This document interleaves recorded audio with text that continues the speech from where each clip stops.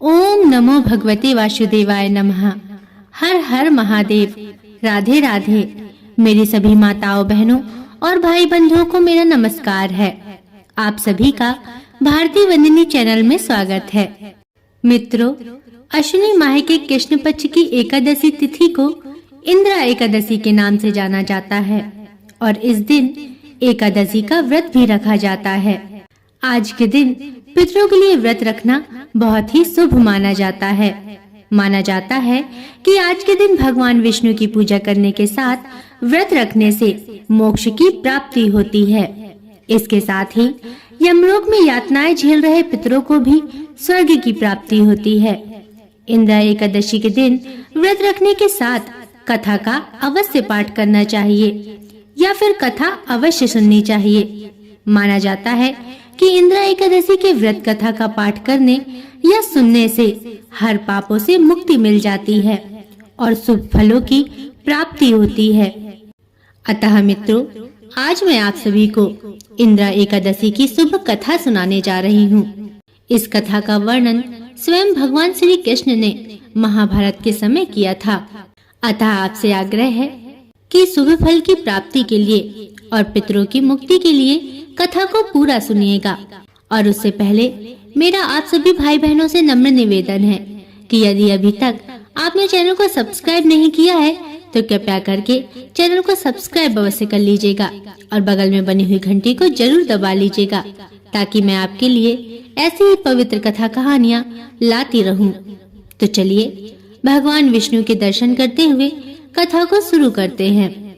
मित्रों, एक बार की बात है, धर्मराज युधिष्ठिर भगवान श्री कृष्ण से कहने लगे कि हे भगवान, अश्विनी कृष्ण एकादशी का क्या नाम है, इसकी विधि तथा फल क्या है, सो कृपा करके मुझे बताइए। भगवान श्री कृष्ण कहने लगे कि इस एकादशी का नाम इंद्रा एकादशी है। यह एकादशी पापों को नष्ट करने वाली तथा पितरों को अधोगति से मुक्ति देने वाली होती है। हे राजन, ध्यान पूर्वक इसकी कथा सुनो। इसके सुनने मात्र से ही वाजपेयी यज्ञ के समान फल मिलता है। प्राचीन काल की बात है। सतयुग के समय महिष्मती नाम की एक नगरी थी। इस नगरी में इंद्रसेन नाम का एक प्रतापी राजा धर्म पूर्वक अपनी प्रजा का पालन करते हुए शासन करता था। वह राजा पुत्र पौत्र और धन आदि से संपन्न था और विष्णु भगवान का परम भक्त था। एक दिन जब राजा सुख पूर्वक अपनी सभा में बैठा था तो आकाश मार्ग से महर्षि नारद उतरकर उसकी सभा में आए। राजा उन्हें देखते ही हाथ जोड़कर खड़ा हो गया और विधि पूर्वक उन्हें आसन व अर्घ्य दिया। सुख से बैठकर मुनि ने राजा से पूछा कि हे राजन, आपके सातों अंग कुशल पूर्वक तो है, तुम्हारी बुद्धि धर्म में और तुम्हारा मन विष्णु भक्ति में तो रहता है। देवर्षि नारद की ऐसी बातें सुनकर राजा ने कहा, हे महर्षि, आपकी कृपा से मेरे राज्य में सब कुशल है तथा मेरे यहाँ यज्ञ कर्मादि सुकृत हो रहे हैं। आप कृपा करके अपने आगमन का कारण कहिए। तब ऋषि कहने लगे, हे राजन, आप आश्चर्य देने वाले मेरे वचनों को सुनो। मैं एक समय ब्रह्मलोक से यमलोक को गया। वहाँ श्रद्धा पूर्वक यमराज से पूजित होकर मैंने धर्मशील और सत्यवान धर्मराज की प्रशंसा की। उसी समय यमराज की सभा में महान ज्ञानी और धर्मात्मा तुम्हारे पिता को एकादशी का व्रत भंग होने के कारण देखा। उन्होंने संदेशा दिया, सो मैं तुम्हें कहता हूँ। उन्होंने कहा कि पूर्व जन्म में कोई विघ्न हो जाने के कारण मैं यमराज के निकट रह रहा हूँ। सो हे पुत्र, यदि तुम अश्विनी कृष्णा इंद्रा एकादशी का व्रत करके मेरे निमित्त करो तो मुझे स्वर्ग की प्राप्ति हो सकती है। इतना सुनकर राजा कहने लगा, हे महर्षि, आप इस व्रत की विधि मुझसे कहिए। तो नारद जी बोले, हे राजन, अश्विनी माह के कृष्ण पक्ष की दशमी के दिन प्रातः काल श्रद्धा पूर्वक स्नान आदि से निवृत्त होकर पुनः दोपहर को नदी आदि में जाकर स्नान करें। फिर श्रद्धा पूर्व पितरों का श्राद्ध करें और एक बार भोजन करें। प्रातः काल होने पर एकादशी के दिन दातून आदि करके स्नान करें। फिर व्रत के नियमों को भक्ति पूर्वक ग्रहण करते हुए प्रतिज्ञा करें कि मैं आज संपूर्ण भोगों को त्याग कर निराहार एकादशी का व्रत करूंगा। हे अच्युत, हे पुंडरीकाक्ष, मैं आपकी शरण में हूँ, आप मेरी रक्षा करिए।